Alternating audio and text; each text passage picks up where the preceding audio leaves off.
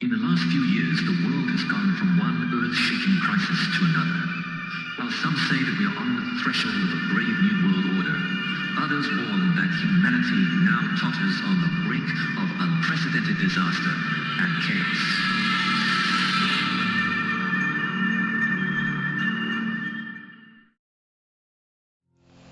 But no matter what evolves in the near future, it is certainly clear it will affect every single one of us, as this planned coronavirus is now proving, regardless if one thinks they are on the right side of the true hidden events from which the vast majority are totally unawares of what is planned.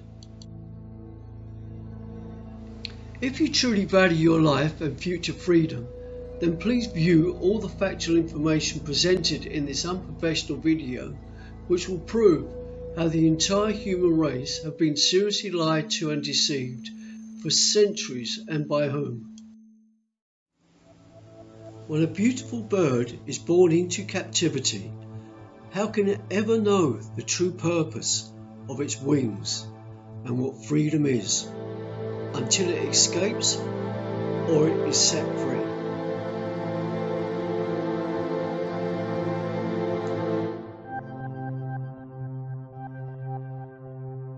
But before we begin, we all need to take a serious look at ourselves and the incredible complexity of our own bodies, and understand that no matter who you are and where you were born, every single human being was created from this.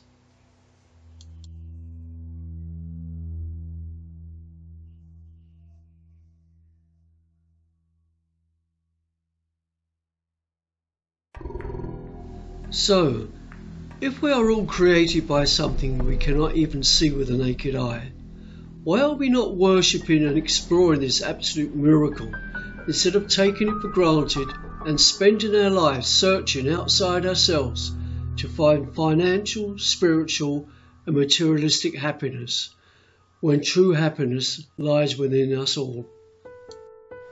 Whether or not you wish to believe it, but we are all one way or another slaves. And the main reason why we do not acknowledge this is because far too many trust what they are being told and do not question, or rather have been indoctrinated, normally from birth, not to question from fear of being banished from the group or others around us. When our mothers give birth to us, we are not born German, Italian, Russian, Chinese, etc.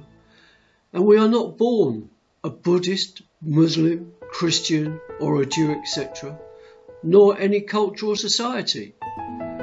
We are born into these totally man-made institutions, which, if allowed, will enable others to dictate how we think and live the rest of our lives. But we will never be free to realise the true, free-loving miracle of life we all are. And isn't it time the entire human race started to respect this, the only known life-sustaining planet in the universe, to which we all live, instead of collectively destroying it? But if it could be factually proven that the entire world is now stealthily and deceivingly in the hands and control of one single group of individuals, and has been for centuries now, wouldn't you want to know who and how this has been achieved? Or would you automatically use their purposely created and programmed response to anyone who dare try to expose the truth and facts surrounding this new world totally enslaving order as being just another mad conspiracy theorist?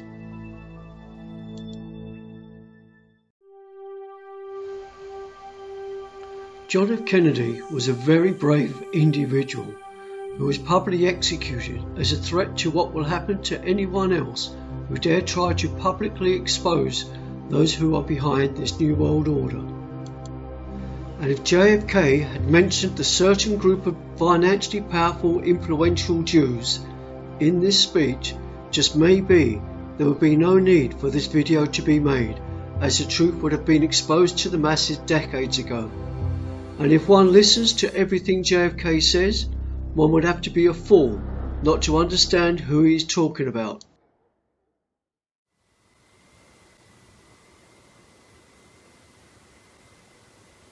Ladies and gentlemen, the very word secrecy is repugnant in a free and open society, and we are, as a people, inherently and historically opposed to secret societies, to secret oaths, and to secret proceedings.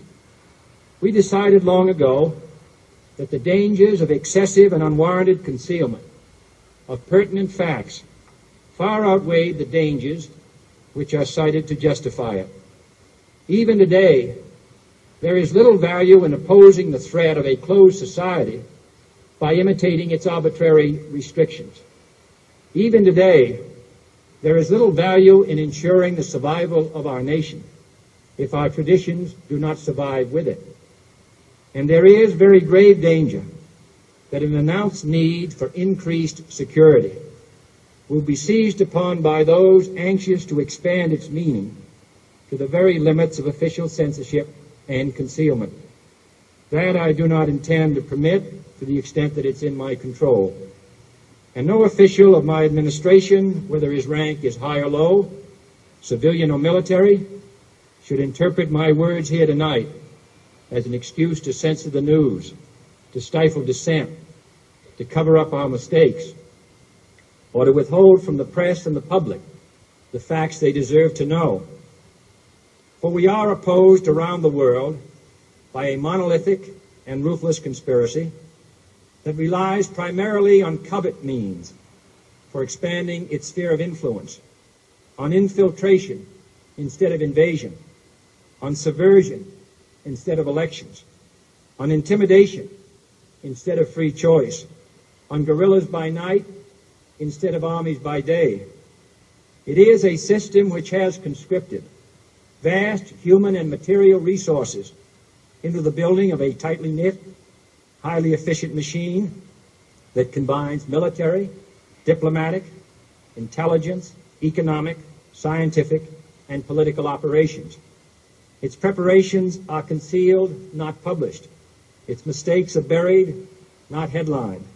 Its dissenters are silenced, not praised.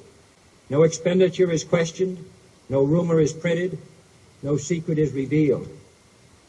No president should fear public scrutiny of his program, for from that scrutiny comes understanding, and from that understanding comes support or opposition, and both are necessary.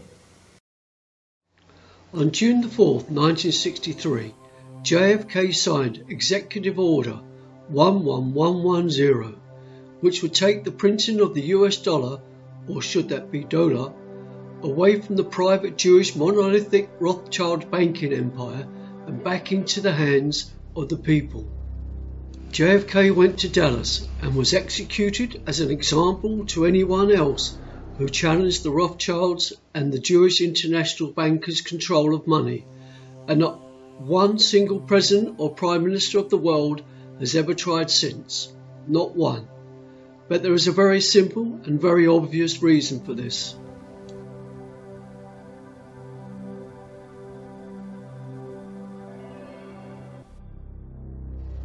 This film of JF Kennedy's assassination was recorded by Abraham Zabruda, who just happened to be a 33-degree Scottish Rite Freemason and a Ukrainian Jew.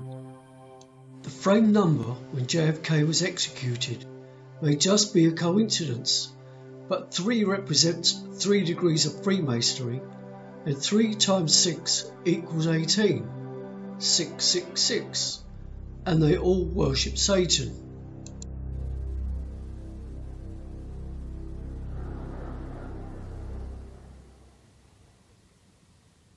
It would be impossible to expose the centuries of lies and deceit committed by one single group of individuals in this video.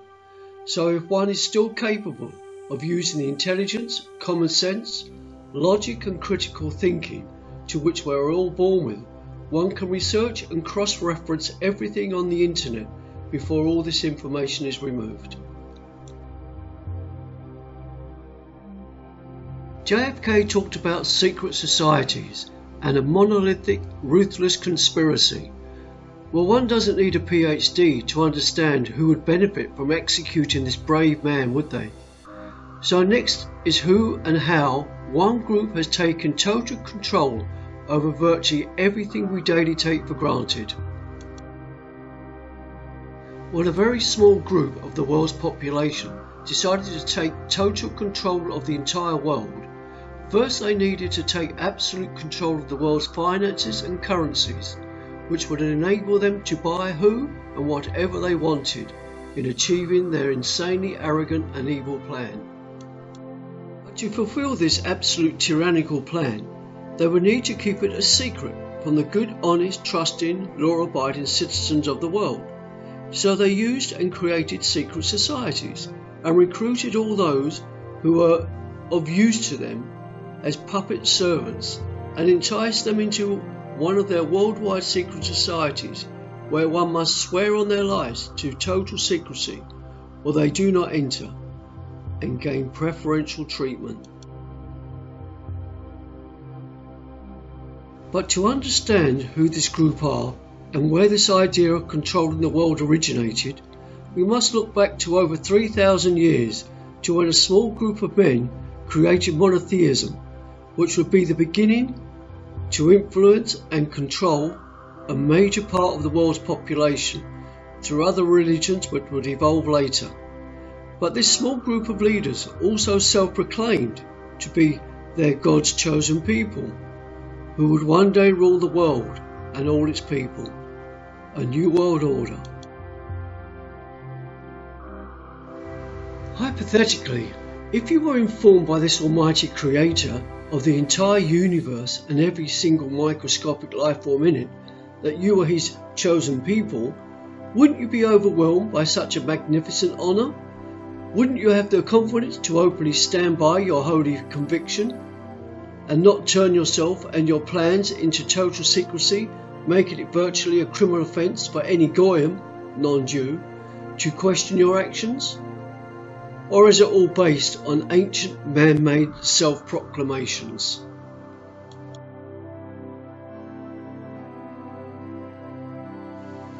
If it can be factually proven that the control of the world's financial institutions, printing of money, diamonds, gold, silver and other precious metals, the car and truck industries, Hollywood, major glossy magazines, newspapers, publishing houses, radio stations, TV networks, supermarkets, shopping malls and virtually everything inside them, fashion and music industry, pharmaceutical industries, oil, gas, electric and water industries, etc., etc., etc., are all stealthily in the hands and control of those who claim to be Jews?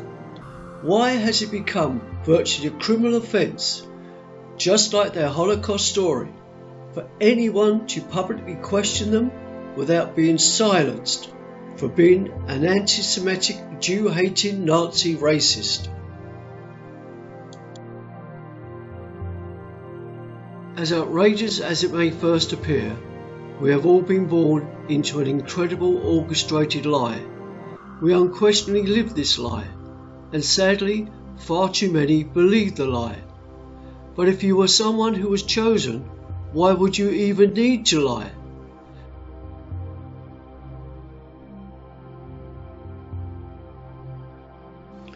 And next is an unquestionable example of how the entire world was lied to by our governments, religious leaders, mass media, and by so many professional individuals, and where if anyone tried to publicly question the official version of events and air their professional views, they were publicly silenced. Two towers, a huge explosion now raining debris on all of us.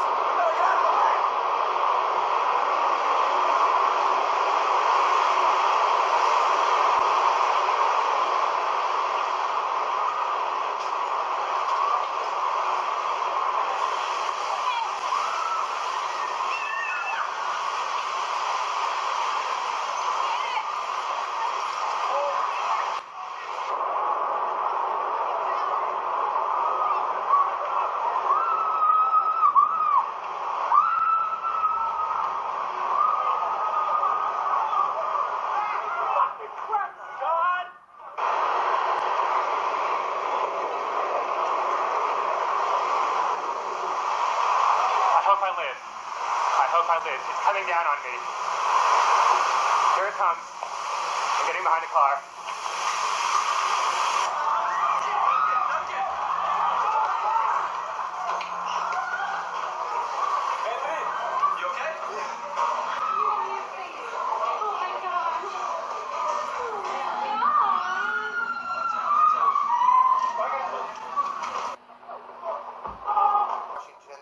There is a large fire at the Pentagon. The Pentagon has been evacuated. And there's, you can see, perhaps the second tower, the front tower, the top portion of which is collapsing. Good Lord.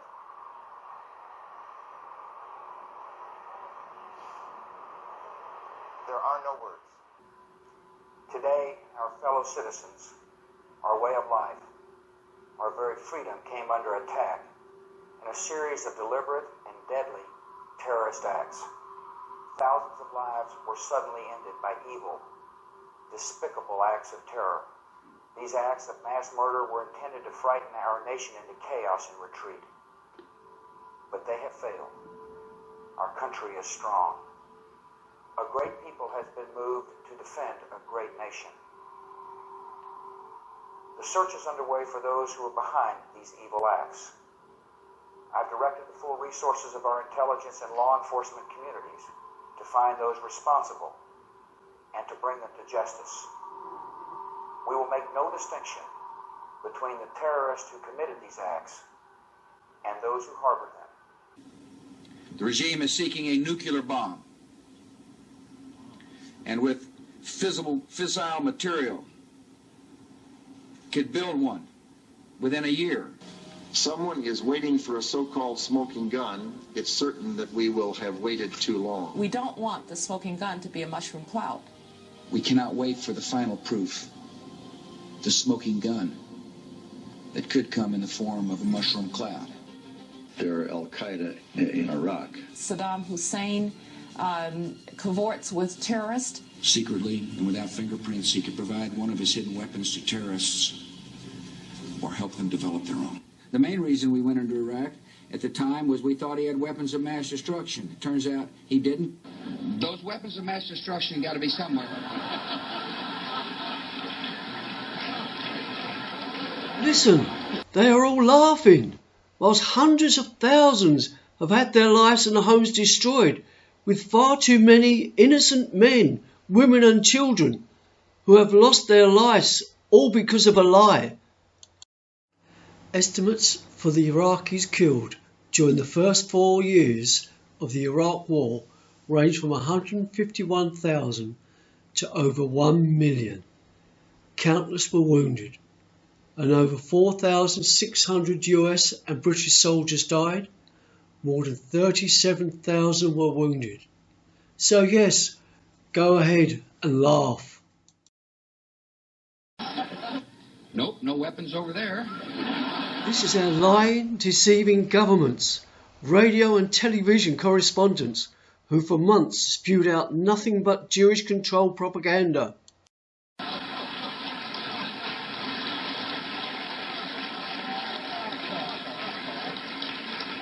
Maybe under here. The East and the West, from the left, the right, from the radical to the uncommitted, they came. Well, we can argue forever about the validity of opinion polls, but what surely matters today is that this proposed war by Britain is historically unpopular, and the mother of all focus. Isn't this overwhelming evidence that the people do not have any say in what their governments do? Israel and its American partisans played a major role, perhaps the decisive role, in pushing the US to invade Iraq. It is not Israel per se, it's the hidden from public scrutiny Rothschilds et al. And their puppet governmental secret society servants who have completely used and fooled not only the Israelis but world Jewry into this constant perpetuated Muslim-Jewish conflict. Because they considered Iraq a potential threat to Israel. An invasion that has resulted in the deaths of 500,000 Iraqis, 7,000 Americans, will cost the US trillions of dollars, and led to the tragic regional chaos we see today. The rise of ISIS, the flood of desperate refugees fleeing that devastated region, to then overwhelm some European communities and begin to impact the U.S. as well. Numerous analysts have discussed the Israeli connection to the Iraq War in detail. There have been in-depth articles by Stephen Green, Kathleen Christensen, and many others, and essential books, The Israel Lobby by John Mearsheimer and Stephen Walt, and especially The Road to Iraq by Mohammed Idris Ahmad, and The Transparent Cabal by Dr. Stephen Snagosky. Mainstream Israeli media have not been shy in discussing the topic. A 2003 article in Haaretz, one of Israel's main newspapers, reported bluntly, "The war in Iraq was conceived by 25 neoconservative intellectuals, most of them Jewish, who are pushing President Bush to change the course of history." The article gave what it termed a partial list.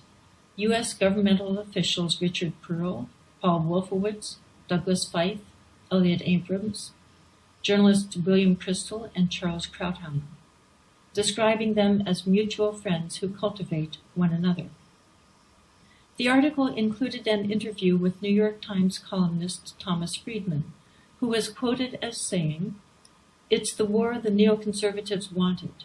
It's the war the neoconservatives marketed. Those people had an idea to sell when September 11th came, and they sold it. Oh boy, did they sell it. So this is not a war that the masses demanded. This is a war of an elite." The article continued. Friedman laughs.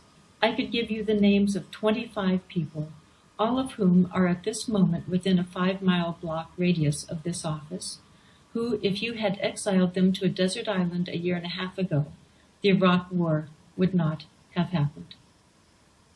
Another Israeli newspaper described how some of these individuals, high American officials, gave Israeli leaders tips on how to manage American actions and influence U.S. congressmen, concluding, "Pearl, Feith, and their fellow strategists are walking a fine line between their loyalty to American governments and Israeli interests." American author, peace activist, and former CIA analyst Kathleen Christensen discussed the situation in a 2002 article, reporting, "Although much has been written about the neocons who dot the Bush administration, their ties to Israel have generally been treated very gingerly. The Bush administration," she wrote, "was peppered with people who have long records of activism on behalf of Israel in the United States, of policy advocacy in Israel, and of promoting an agenda for Israel often at odds with existing U.S. policy. These people," she wrote, "who can fairly be called Israeli loyalists, are now at all levels of government, from desk officers at the Defense Department to the Deputy Secretary level at both State and Defense, as well as on the National Security Council staff and in the Vice President's office." Christensen described the network that Friedman mentioned. Richard Pearl, head of the Defense Policy Board, Paul Wolfowitz, Deputy Secretary of Defense, one of Pearl's many protégés, described by an associate as over-the-top crazy when it comes to Israel, named by Time magazine as the godfather of the Iraq War. Louis Scooter Libby, Vice Presidential Chief of Staff, mentored by Wolfowitz. Douglas Feith, Undersecretary of Defense, another Pearl protégé, given an award by the Zionist Organization of America. Please take note of the use of the 5 and the 6-pointed stars in the logos connected with these Jewish individuals and groups, citing him as a pro-Israel activist. Peter Rodman and Dov Zakheim, Assistant Defense Secretaries. David Wormser, co-author with Pearl and Feith of strategy papers for Israeli Prime Minister Netanyahu. His wife, co-founder of a website run by retired Israeli military and intelligence officers. Elliot Abrams, Director of Middle East Affairs. Thomas Dine, Head of Radio Liberty, formerly head of AIPAC, Israel's main lobbying organization. David Frum, Bush speechwriter who coined the term axis of evil for Bush's State of the Union address. Frank Gaffney of the Center for Security Policy, another Pearl protege. Imports from the Washington Institute for Near East Policy, a think tank spun off from AIPAC. The Jewish Institute for National Security Affairs, JINSA, whose high-powered board is often able to place members inside conservative U.S. administrations. The list goes on and on. William Kristol, the Kagans, Michael Ledeen, Stephen Bryan. Their neocon strategy papers were dotted with concepts like redefining Iraq and redrawing the map of the Middle East. Author Stephen Green wrote a meticulously researched expose turned down by numerous media outlets before finally being published by Counterpunch, describing how some of these individuals, including Pearl and Wolfowitz, had been investigated through the years by U.S. intelligence agencies for security lapses benefiting Israel. Yet, despite a pattern of highly questionable actions suggestive of treason, they continued to procure top security clearances for themselves and cronies. Israeli leaders worked to sell the war to Americans. Israeli Prime Minister Ariel Sharon and former Prime Ministers Netanyahu, Peres, and Barak all told Americans that it was urgent that Iraq's alleged weapons of mass destruction program be stopped, and Israeli intelligence agencies fed the U.S. reports supposedly documenting these. The Israeli article I mentioned earlier reported that the goal was far more than just an invasion of Iraq. At a deeper level, the piece said, it is a greater war to consolidate a new world order, to create a new Middle East. The Iraq War, the article said, is really the beginning of a gigantic historical experiment. We're now seeing the outcome. I've only scratched the surface on uncomfortable facts about the Iraq War that some wish to remain hidden, but my time is up. It's time for everyone to learn this information, the larger history behind it, and for all of us to join together to end the continuing drive for Americans to make war on Israel's perceived enemies. It is time to take a serious analytical view of 9/11 and the alleged war on terrorism. But first, we must ask, why was none of this factual information ever exposed by any government or worldwide mass media outlet? Why? Because these hidden from any form of public scrutiny parasites who own and control us do not want you, the masses, to wake up and question anything they do. As far as I'm concerned, all of this airport security, all the searches, the screenings, the cameras, the questions, it's just one more way of reducing your liberty and reminding you that they can fuck with you anytime they want. As long as you put up with it. As long as you put up with it. Which means, of course, anytime they want. Because that's what Americans do now. They're always willing to trade away a little of their freedom in exchange for the feeling, the illusion of security. What we have now is a completely neurotic population obsessed with security and safety and crime and drugs and cleanliness and hygiene and germs. There's another thing. Germs. Where did this sudden fear of germs come from? In this country. Have you noticed this? The media constantly running stories about all the latest infections, salmonella, E. coli, hantavirus, bird flu, and Americans they panic easily, so now everybody's running around scrubbing this and spraying that and overcooking their food and repeatedly washing their hands, trying to avoid all contact with germs. It's ridiculous, and it goes to ridiculous lengths. In prisons, before they give you a lethal injection, they swab your arm with alcohol. There's a reason. There's a reason for this. There's a reason education sucks, and it's the same reason that it will never, ever, ever be fixed. It's never going to get any better. Don't look for it. Be happy with what you got. Because the owners of this country don't want that. I'm talking about the real owners now. The real owners, the big wealthy business interests that control things and make all the important decisions. Forget the politicians. The politicians are put there to give you the idea that you have freedom of choice. You don't. You have no choice. You have owners. They own you. They own everything. They own all the important land. They own and control the corporations. They've long since bought and paid for the Senate, the Congress, the state houses, the city halls. They got the judges in their back pockets. And they own all the big media companies, so they control just about all of the news and information you get to hear. They got you by the balls. They spend billions of dollars every year lobbying to get what they want. Well, we know what they want. They want more for themselves and less for everybody else. But I'll tell you what they don't want. They don't want a population of citizens capable of critical thinking. They don't want well-informed, well-educated people capable of critical thinking. They're not interested in that. That doesn't help them. That's against their interest. That's right. They don't want people who are smart enough to sit around the kitchen table and figure out how badly they're getting fucked by a system that threw them overboard 30 fucking years ago. They don't want that. You know what they want? They want obedient workers. Obedient workers. People who are just smart enough to run the machines and do the paperwork and just dumb enough to passively accept all these increasingly shittier jobs with the lower pay, the longer hours, the reduced benefits, the end of overtime, and the vanishing pension that disappears the minute you go to collect it. And now they're coming for your Social Security money. They want your fucking retirement money. They want it back so they can give it to their criminal friends on Wall Street. And you know something? They'll get it. They'll get it all from you sooner or later because they own this fucking place. It's a big club, and you ain't in it. You and I are not in the big club.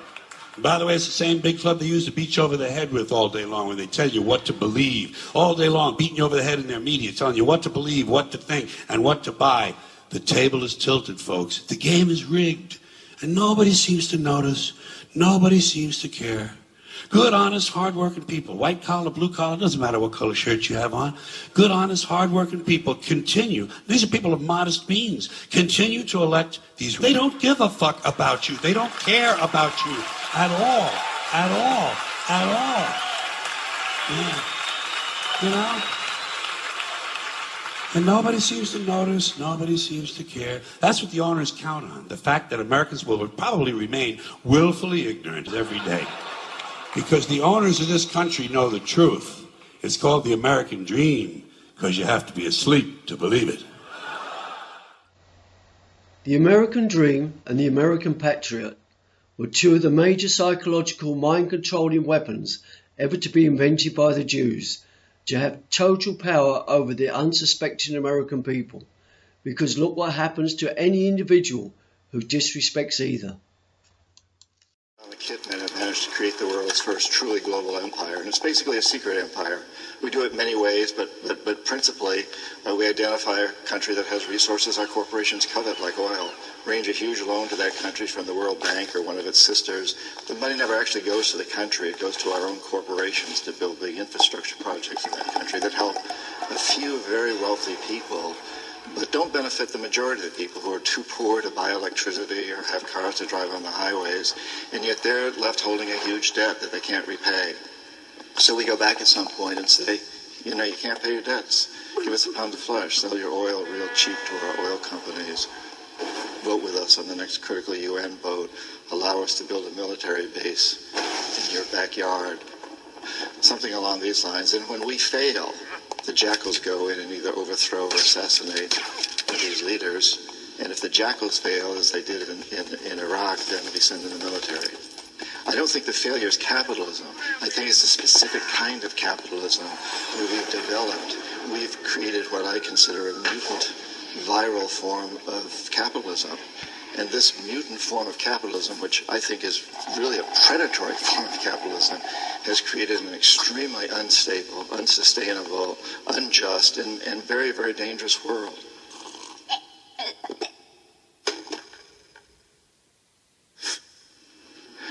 I've met a lot of terrorists. I've interviewed them for books. I've never met one who wanted to be a terrorist. They're desperate people. If we want to get rid of terrorism, we must get rid of the root causes, that cancer that is destroying our whole system. Because I think it's really important that we understand today we cannot have homeland security unless we understand that the whole planet is our homeland.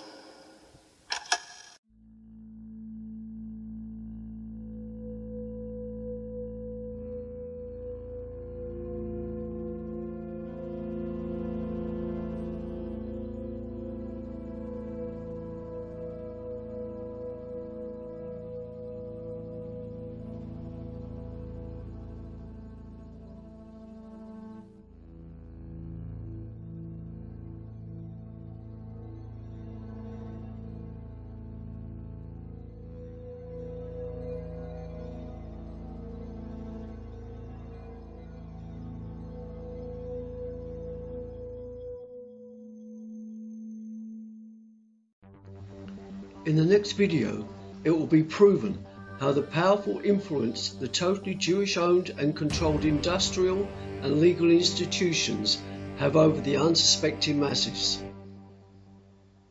What Fox Television told us was that we were just the people to be the investigators. Do any stories you want, ask tough questions, and get answers. So I thought, this is great, this is a dream job. Fantastic. The very first thing they had us do was not to research stories, but to shoot this promo, which was The Investigators. Uncovering the truth, getting results, protecting you. And they had a film crew and a smoke machine, and we were silhouetted. Investigative reporter Steve. One of the first stories that Jane came up with was the revelation that most of the milk in the state of Florida and throughout much of the country was adulterated with the effects of bovine growth hormone. With Monsanto, I didn't realize how effectively a corporation could work to get something on the marketplace. This inhumane Monsanto company is owned by Jews. The levels of coordination they had to have. They had to get university professors into the fold. They had to get experts into the fold. They had to get reporters into the fold. They had to get the public into the fold. And of course the FDA, let's not leave them out. They had to get the federal regulators convinced that this was a fine and safe product to get it onto the marketplace. And they did that. They did that very, very well. Posilac is the single most tested new product in history and is now available to you specifically so you can increase your profit potential. The federal government basically rubber stamped it before they put it on the marketplace. The longest test they did for human toxicity was 90 days on 30 rats. And then either Monsanto misreported the results to the FDA, or the FDA didn't bother to look in depth at Monsanto's own studies. The scientists within Health Canada looked very carefully at bovine growth hormone and came to very different conclusions than the Food and Drug Administration in the US did. Monsanto's engineered growth hormone did not comply with safety requirements. It could be absorbed by the body and therefore did have implications for human health. Mysteriously, that conclusion was deleted from the final published version of their report. I personally was very concerned that there's a very serious problem of secrecy, conspiracy, and things of that nature. We have been pressured and coerced to pass drugs of questionable safety, including the RBST.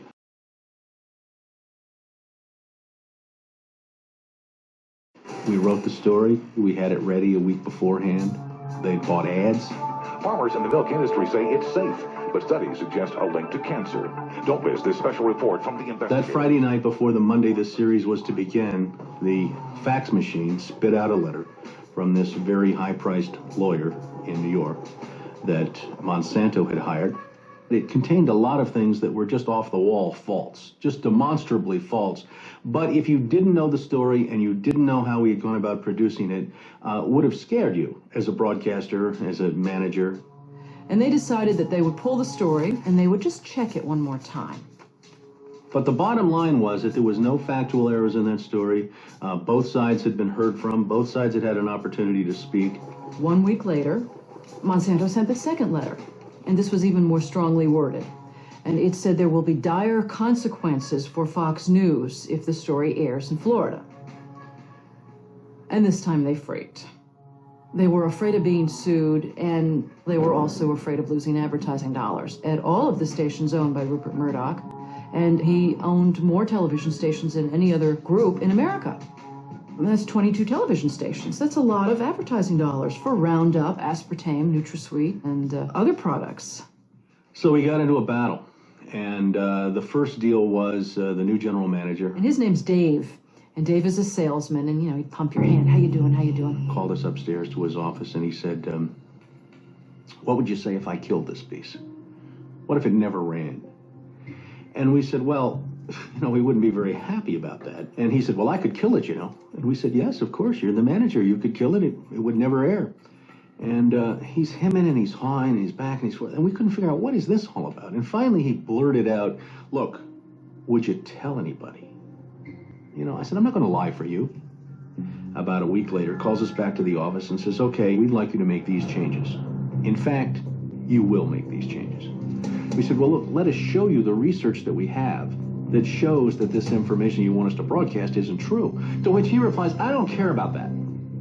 I said, pardon me?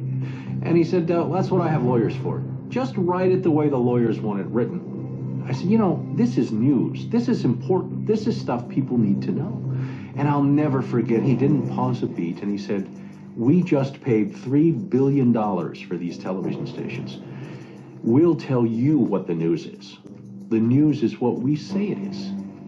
I said, I'm not doing that. And he said, if you refuse to present this story the way we think it should be presented, you'll be fired for insubordination. I said, I will go to the Federal Communications Commission and I will report that I was fired from my job by you, the licensee of these public airwaves, because I refused to lie to people on the air. And it's thank you very much. You'll hear from us right away. Well, 24 hours came and went, and we didn't hear a thing. And about a week later, he calls us back, and now we've changed strategies. How about if we pay you some money and you just go away? And I said, how much money? Because, when somebody offers to bribe you like that, I always want to know if it might be worth it. He was going to offer us the rest of our year's salary if we agreed not to talk about what Monsanto had done, to not talk about the Fox corporate response in suppressing the story, and to not talk about the story. Not talk about BGH, again, anywhere. Not take the story to another news organization. Zip up. I said, you mean if I want to go to my daughter's PTA meetings and explain what's in the school milk at the school lunch program? I can't. No, you can never speak about this anywhere. And Steve says, okay, write it up. And I'm like, what are you talking about? Write it up. And I didn't say anything. And Dave, he wrote it up. And he FedExed it to us a couple days later. And he said, are you going to sign? And we said, nah, Dave, we're not going to sign that. And he said, well, send it back, okay? I said, no, Dave, we're not going to send that back. It was, okay, we can't buy you out. We can't shut you up. Let's get the story on the air in a way that we can all agree it will go on the air. And we started rewriting and editing with their lawyers. Well, during this 8-month re-review process, I say, jokingly, they did things like, for example, they wanted to take out the word cancer. You don't have to identify what the potential problem is. Just say human health implications. Any criticism of Monsanto or its product, they either removed it or minimized it. And it was very, very clear, I would say, almost every edit they made to the piece, that was the aim. And we changed this and this and this, and then that wasn't good enough. Okay, now change this and this and this. Now change this and this. Version after version after version. 83 times. 83 times is unheard of. It doesn't happen. You shouldn't have to rewrite something 83 times. Obviously, they didn't want to put the thing on the air, and they were trying to drive us crazy and get us to quit or wait until the first window in our contract so that they could fire us. They, in effect, announced that they were going to fire us for no cause. Well, this was a little much. And Steve wrote a letter to the lawyer in Atlanta, whose name is Carolyn Forrest, the Fox corporate lawyer. And I said, this isn't about being fired for no cause. You're firing us because we refused to put on the air something that we knew and demonstrated to be false and misleading. That's what this is about. And because we put up a fight, because we stood up to this big corporation, and we stood up to your editors, and we stood up to your lawyers, and we said to you, look, there ought to be a principle higher than just making money. And she wrote a letter back and said, you're right. That's exactly what it was. You stood up to us on this story, and that's why we're letting you go. Big mistake. Big mistake. That says retaliation. You can't retaliate against employees if they're standing up for something that they believe is illegal, that they don't want to participate in. So that gave us the whistleblower status that we needed in the state of Florida to file a whistleblower claim against our employer. 2 or 3 years later, we got to trial.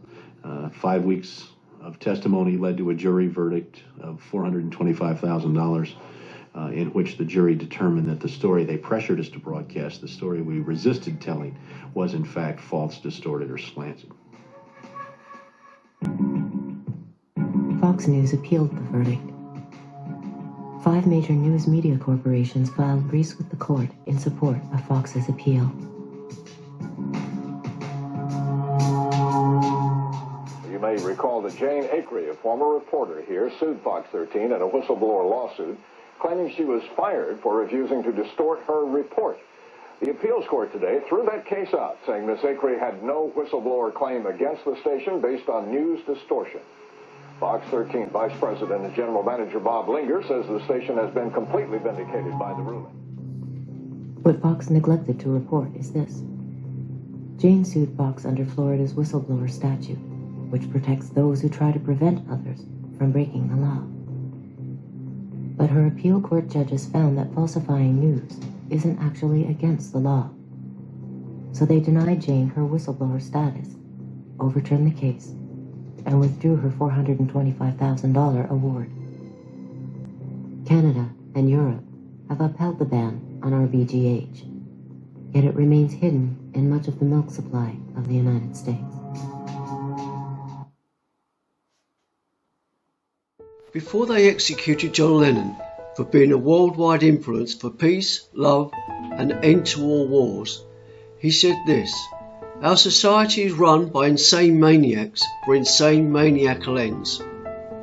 He purposely wore this army shirt to indicate 2 major satanic used symbols, the 5-pointed star of Baphomet and the 3 stripes when turned upside down represents 3 V's. V in Roman numerals is 5, so we now have 3 5s.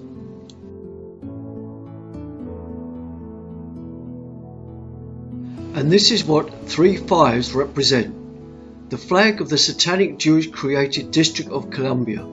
The 3 stars represent the 3 power control points of the world. The Vatican for control of world religion, Washington for control of military, UN, and the City of London for control of the world's finances. And the Pentagon is based on 5 stories high, 5 buildings deep, 5 points of the pentagram. It equals 555, the flag of Washington, D.C.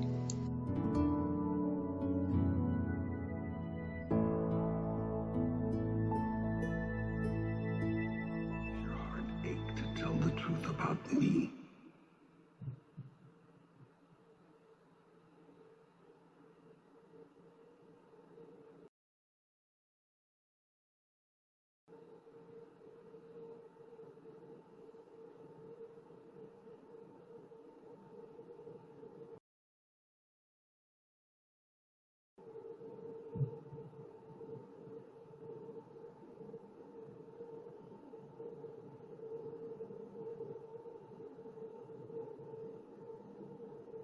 Does your heart ache to tell the truth about me?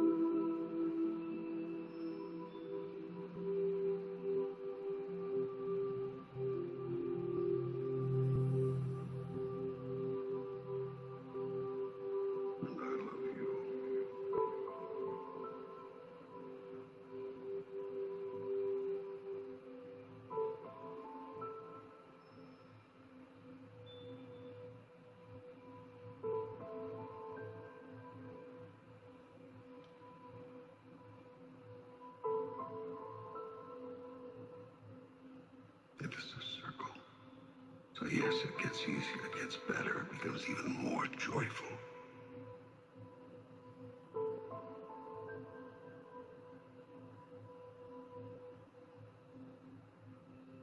This is God work we're up to, you and I. So keep on.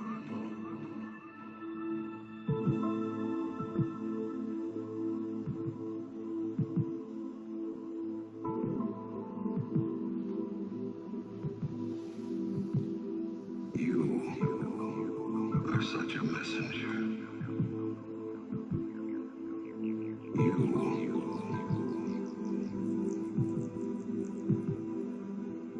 You are such a messenger.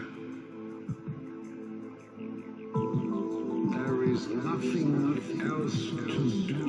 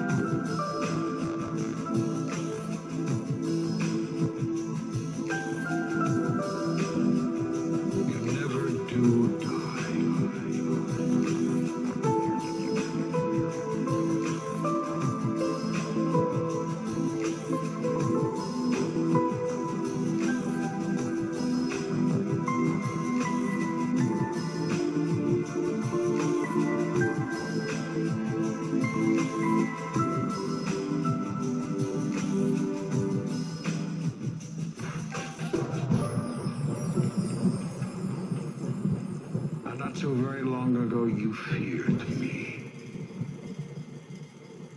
Now you love me. And I love you.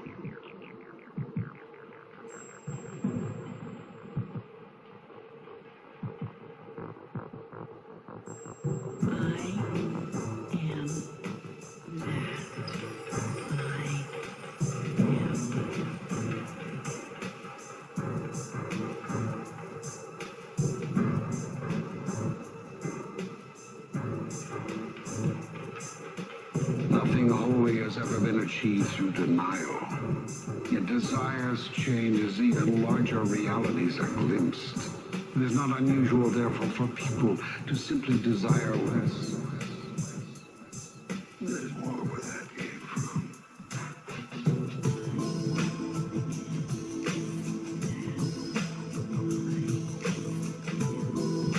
You cannot be what you do not know yourself to be.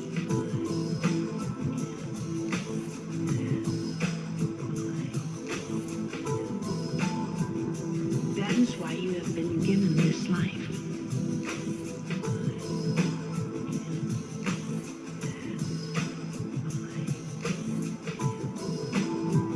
Obedience is not creation.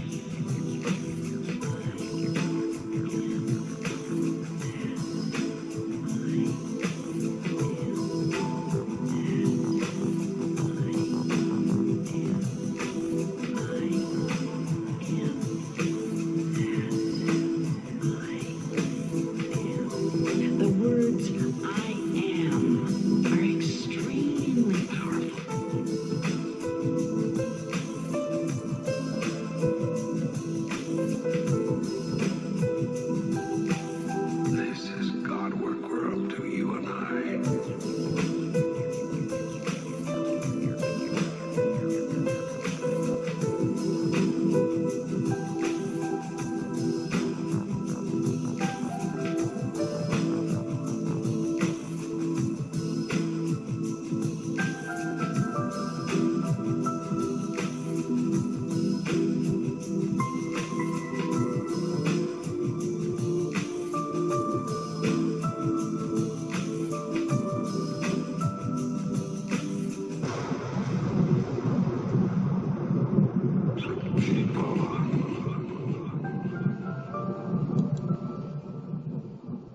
Whether or not you wish to believe it, but for centuries, the entire world has been in the hidden parasitic grips and control of a totally insane, man-made, satanic worshipping, Jewish-controlled cult religion.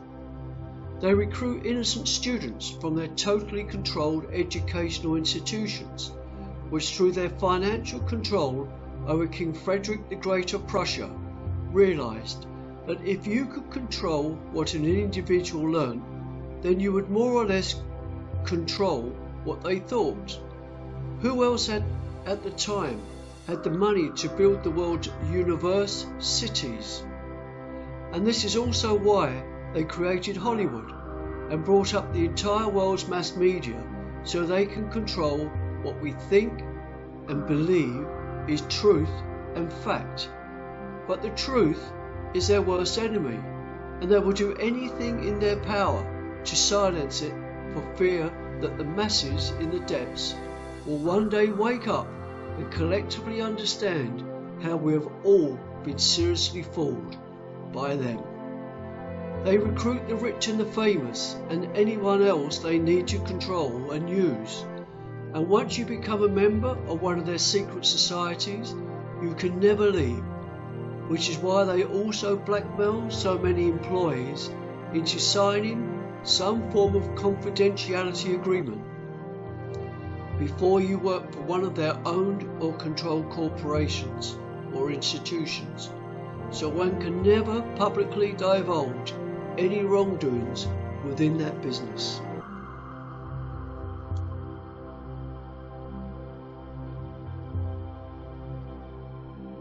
But to truly understand the depths of this insane deception, one must realise by now that not only are all governments of the world now in the total hands and control of this satanic cult, but so are all the world's religions and their leaders. And by using common sense, logic and critical thinking and the lie of 911, this can easily be proven.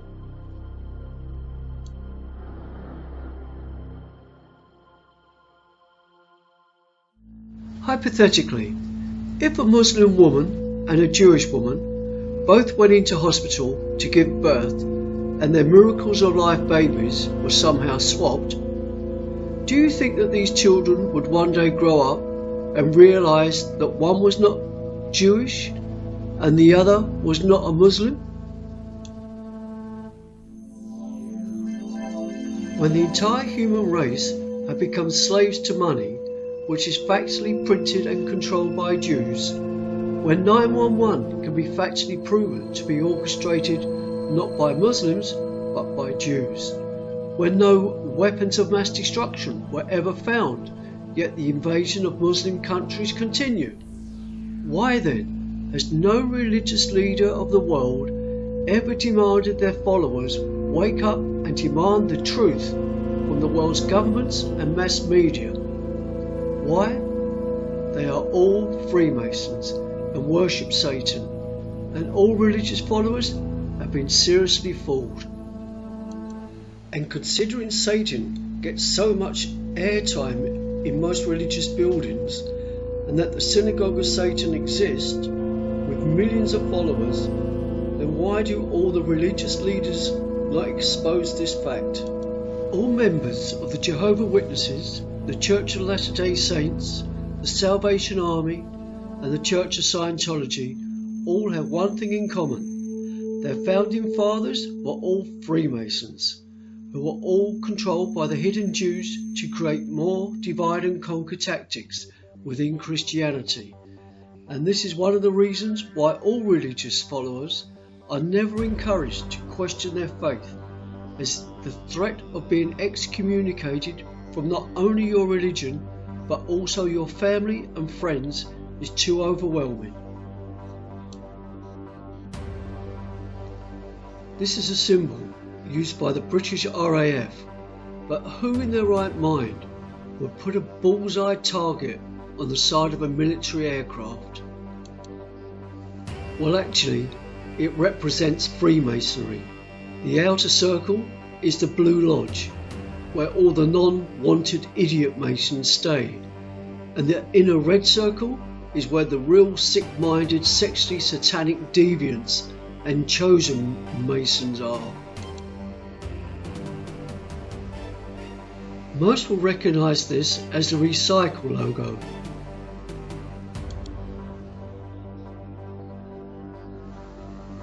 How many can see it as this?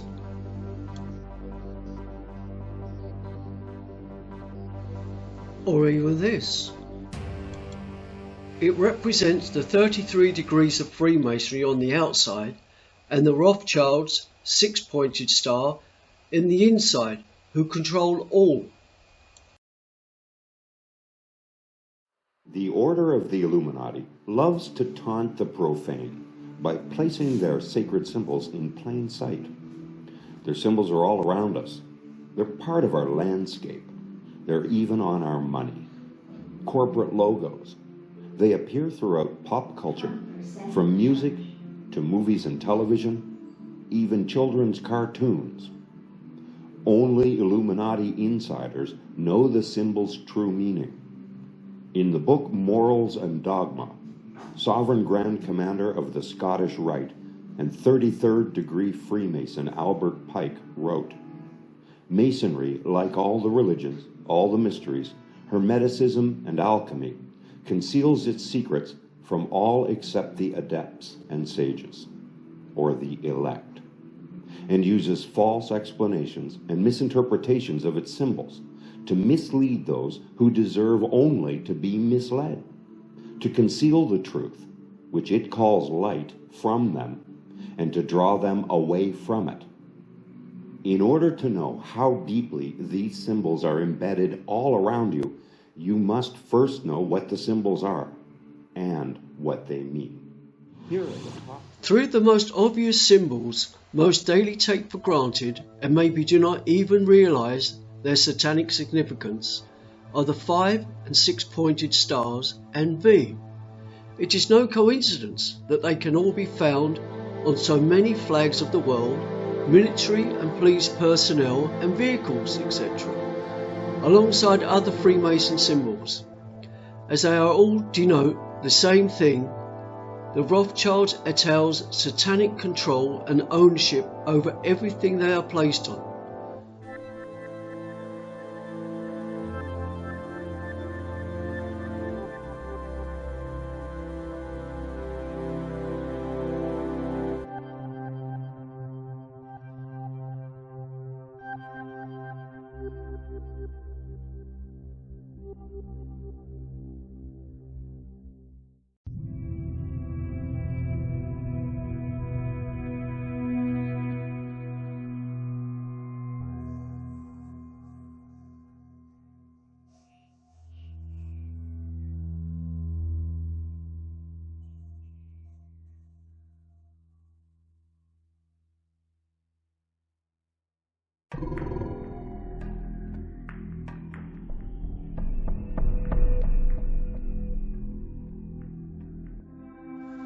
But here is the pathetic thing about Freemasonry and secret societies, as they are only secret until one is stupid and insecure enough to join one. And once one has sworn on their lives to secrecy, they automatically become not only a liar, but a traitor to the true freedom of the entire human race. And let there be just one single individual who can factually prove this Satan actually exists. As previously mentioned, it is absolutely impossible to expose the centuries of lies and deceit forced upon the majority of the good, honest human race. But just one more serious example must be addressed. Most will remember the total fear and paranoia surrounding AIDS. But please listen to this short extract from HIV/AIDS Fact or Fraud and notice that all the comparisons to this COVID-19 pandemic cannot just be coincidental. For over 12 years now, HIV proponents are still trying to explain exactly how HIV causes AIDS and why in other cases it doesn't. Rather than admit HIV might not be the cause of AIDS, they've gone way out on a limb with far-fetched explanations. For example, the reason why Africans are not getting AIDS is because HIV has two strains, HIV-1, which causes AIDS quickly among Americans, and HIV-2, which is weaker and not causing AIDS in Africa. Duesberg argues they are both weak and neither one are doing anything. Another explanation that was proposed was that HIV could be found in the lymph nodes and then migrated to reinfect the body. But this explanation was abandoned even by HIV proponents when it was discovered that the amount of active virus in the lymph nodes was too small and insignificant to generate a reinfection. The most recent attempt to explain HIV's long latent period and how the virus eventually causes AIDS was based on the viral load hypothesis by Zapier Way and David Ho. They claimed that HIV slowly wears down the immunity and causes a civil war where the immune system turns on itself.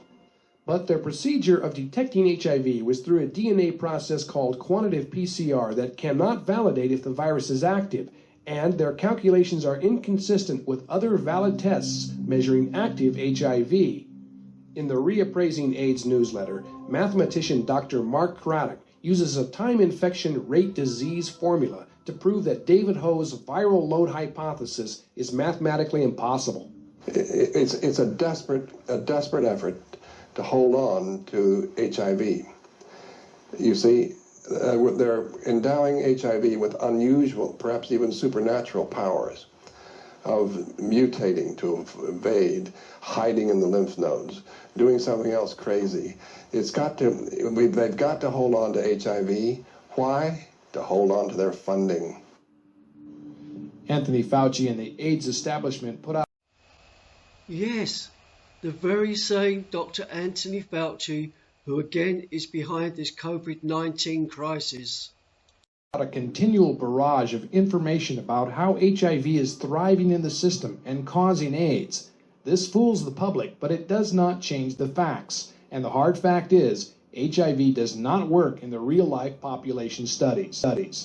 It can't go on forever. A lot of us are beginning to see now that the handwriting's on the wall with HIV. It's very difficult for the proponents of the HIV theory to persist in the face of weekly or monthly evidence to the contrary. For several years, Dr. Richard Stroman has predicted that the AIDS establishment would use a face-saving diversion called cofactors to explain HIV's shortcomings. A cofactor is another virus or health problem that works in conjunction with HIV. Many of the HIV advocates are now admitting HIV needs a helper. But Duesberg points out that there is no single cofactor upon which everyone agrees. Even Robert Gallo, who for years had argued that HIV itself was sufficient alone to cause AIDS. Now he has a cofactor, human herpes virus 6, a virus that infects about 85% of the entire population without causing diseases. The question is, will Gallo's herpes virus become the main consensus cofactor? I doubt it. I think it's just the cofactor of the months or the 2 months until the next one comes along. I've seen so many. The whole thing is not an infectious disease, and with another infectious virus, you don't get around that. It doesn't spread, it's not contagious, it doesn't meet fast law, it's not equally distributed between the sexes. It only occurs decades after, quote, some so-called infection by a factor or cofactor. That's all incompatible with an infectious disease. Although cofactors are being considered even by Gallo and the others, there is still no hint or suggestion from the AIDS establishment that the HIV hypothesis has failed. Not only does the AIDS establishment refuse to fund other hypotheses, they have refused to conduct the critically controlled experiment that would either prove or disprove HIV. As we've seen, the major scientific publications won't even publish a letter suggesting that it should be done. That study has never been done, even after all this time, after all this money has been spent. That would be an experiment that would be very telling whether HIV is causing AIDS or not. That's exactly what we discussed earlier. Can we identify a group of people who are not drug users, who are not at risk from intoxications by ACT and cocaine and nitrites and amphetamines, just from HIV. If that could be shown, we would have made a major step in proving or disproving the HIV hypothesis, depending on the outcome of that study.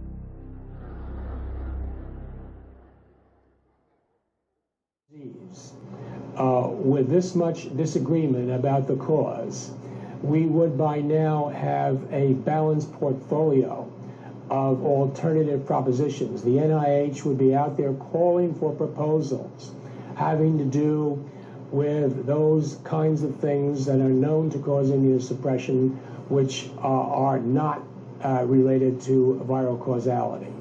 That's only prudent. Why we're not doing that is a question that really needs to be asked by the public press, and which is not being asked. Why isn't the media addressing this concern?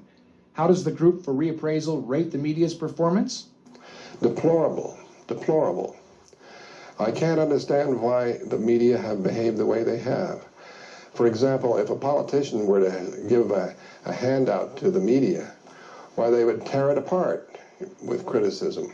But somebody from the NIH hands out an equivalent document to the standard media, and they swallow it hook, line, and sinker and don't question it at all. They don't even seek a dissenting opinion. I think that their overall performance has been a great disservice to the American people. Attempts to present interviews with Peter Duesberg in the major news media have met with strong opposition from Fauci and the AIDS establishment, and they are often canceled. But the issue is not going away, and the argument against HIV is raging on radio talk shows, newspapers, and thought-provoking programs like Tony Brown's Journal. Finally, in 1993, ABC's news magazine Day One became the first major network expose to question HIV and the AIDS establishment. After asking some tough questions, reporter John Hockenberry and the producers were reprimanded by Anthony Fauci and the AIDS establishment. I know that from the producer, Regush, so he told me there were already calls from Anthony Fauci. You're risking the nation's health and public health issues at stake. It's not only money, it's not just entertainment. People are dying. And this kind of intimidation, it's happening to the reporters just as much as to scientists. If they don't conform, they won't keep their job as the AIDS reporter. An AIDS reporter who had once said HIV is not causing AIDS would not be invited to the next AIDS conference by Fauci or by Bill Paul or Gallo or David Baltimore or David Ho. He would be at home and watching television while he's doing it. So he wouldn't have a column to report from the meeting or when he comes back, and he wouldn't be in the loop any longer. Writer Celia Farber, who has covered the HIV debate for years, is often harassed by AIDS activists like Martin Delaney. I think science journalists have utterly betrayed people with HIV and AIDS by basically making their sources the powers that be. I mean, they just did not question anything. Even Hollywood has become part of the act. Films, TV dramas, soap operas, and tabloid talk shows spread the fear of HIV and AIDS. Stars and public figures wear red ribbons, appear at fundraising events, and head AIDS research drives. Exploiting the HIV/AIDS myth has become quite profitable for film and television companies and has had a tremendous effect on the public perception. Even Congress, which has funded the Titanic AIDS budget, has expressed little concern for scientific integrity. The Congress, like any political body or or any politician, need not worry about what reality is, only the perception of reality. Scientists, on the other hand, it's their job to be concerned about what reality really is. Representative Gil Gutenecht, who dared to ask if HIV might not be what causes AIDS, soon found himself embroiled in controversy with HIV proponents and the huge government-funded research institutions. In a letter to Anthony Fauci, Gutenecht presented 12 questions that challenged the validity of the HIV hypothesis and our national AIDS program. After 4 months, the response came back from Donna Shalala in a letter that was fraught with prevaricated assertions, undocumented claims, and statements that are false. Indeed, it was more political than scientific. As for the actual proof HIV causes AIDS, she cited prospective and retrospective cohort studies in San Francisco and Africa that have shown that HIV causes AIDS. Concerning AZT, again, scientific studies have shown that AZT benefits patients who have AIDS as well as HIV infection. And as for using tax dollars to provide AZT, she says, failure to make this treatment available to HIV-infected pregnant women or other individuals with HIV disease would be unethical. Obviously, the health department has no intent of changing their position. Gutenecht says, when these questions are raised, the conspiracy of silence is deafening, especially among the scientific community. Gutenecht believes that this issue needs to be resolved among scientists. But why hasn't it? After 12 years, the AIDS establishment has been unwilling and unable to prove HIV causes AIDS, and disputed all other causes. The reason? It's a case of the fox watching the henhouse, says Peter Duesberg, who explains that the public is not aware that our enormous AIDS program is being controlled by a small monopoly of government scientists, scientists who are protecting their own vested interests above honest research. These are review panels set up by professionals, but the professionals are not without vested interest. These are essentially juries that are selected by the establishment, and people who are already funded by the establishment, who are unlikely to consider an alternative. These are not free juries, these are juries with vested interest. John Lawrenson claims that the FDA has been corrupted before, and he suggests that the powerful AIDS industry is manipulating the public trust. And as Peter Duesberg points out, nothing good has come out of it at all. They have not saved one single life in 10 years. They have not developed one helpful drug in 10 years. In fact, they're dispersing AZT to 200,000 Americans in the name of a hypothesis that stands unproven, a drug that is the most toxic drug that has ever been licensed for long-term consumption in the free world. By far the most toxic drug. That probably helps 200,000 people getting AIDS and dying every year. So that's the merits of that monopoly or the structure that is controlling $7.5 billion for AIDS research and treatment, and a similar amount for cancer research currently in this country. Duesberg says it's becoming obvious now. We are being deliberately misled. I think it is too late to make the case of innocence that they didn't know any better. They should have asked themselves, even if I had never been around, are we on the right track if we don't get anywhere? That's what's called the scientific method. If a hypothesis fails, you're obliged to consider an alternative, not to defend your vested interest in the prevailing hypothesis. Your companies, your papers, your grants, your television notoriety, and so on. If you're an honest scientist, if you're concerned about the fate of people who pay for it and die from it, you should say, maybe we should look at something else. And that's, they have failed to do. And I think the judgment on them should be just the same as for any other people who fail to live up to professional ethics. Do we call this fraud? That's one word, yes. You could use, yes. No, the others. Intentional. Well, I think it's no longer innocent. I think we should, if they had a Nuremberg trial on this, I don't think they would all be coming home free. Is it time the public demanded a congressional investigation? Are the perpetrators of the HIV hypothesis intentionally guilty of scientific misconduct that has caused mass genocide? Will Congress even respond? The AIDS establishment has itself well rooted in both political parties. HIV is a relic from the Reagan Republicans, but it's been the Democrats in Congress who have continually escalated AIDS funding. During his term, Bill Clinton has raised the AIDS budget $252 million, cannibalizing research funds from other diseases.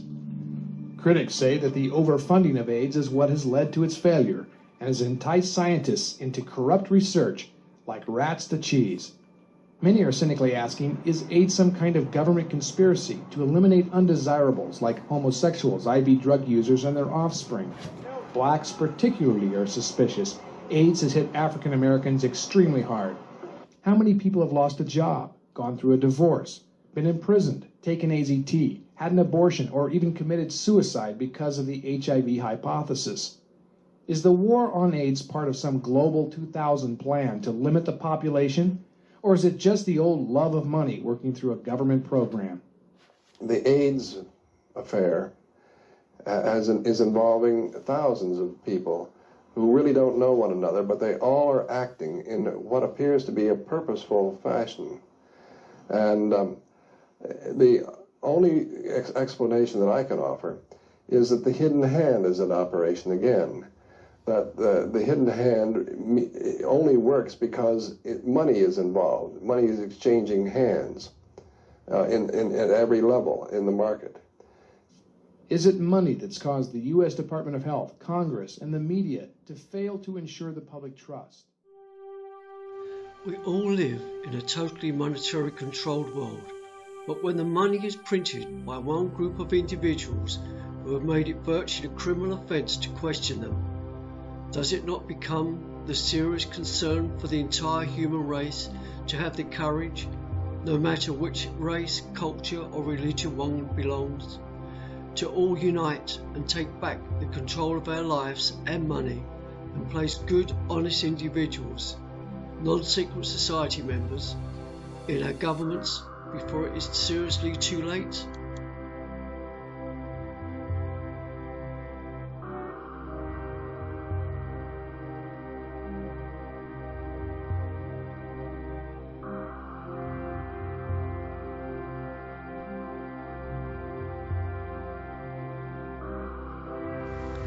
The world is full of very talented engineers, technicians and scientists, etc. So why can we not create a foolproof lie detector? No one is born a liar. We are all born absolute true loving miracles of life. But one can never experience the natural inner feelings of our unique loving conscience if we lie. So let's have true education from birth to learn a new way of life which will set us all free to the miracle of life we are all born to be.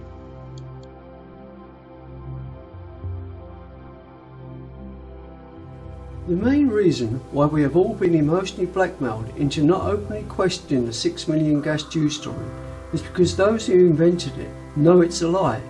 In a court of law in 1959, the Anne Frank story was proved not to be the works of a teenager, but was in fact a story her father stole from another Jewish writer, Amos de Levin. But for another 60 years the lie continues to be truth, and the truth gets buried once again, with anyone who questions it being immediately labelled an anti-Semitic Jew hater. Intelligence is to openly question, so why don't we? And finally, there should not be any single group to claim themselves chosen, as we are all born from the incredible microscopic male sperm and the female egg, and without both there is no human being. It is time for us all to unite as a human race and start to seriously appreciate this wonderful life we all have, and understand that one day, sadly, we will all die, and then, and only then, will we know if life after death exists. It is time for you and the entire human race to wake up before it is seriously too late and have the courage to unite and create the greatest revolution in history, to publicly expose and oust these hidden satanic worshipping Jews and all their secret society puppet members, and to take over the control of this planned new world order, as we now need one.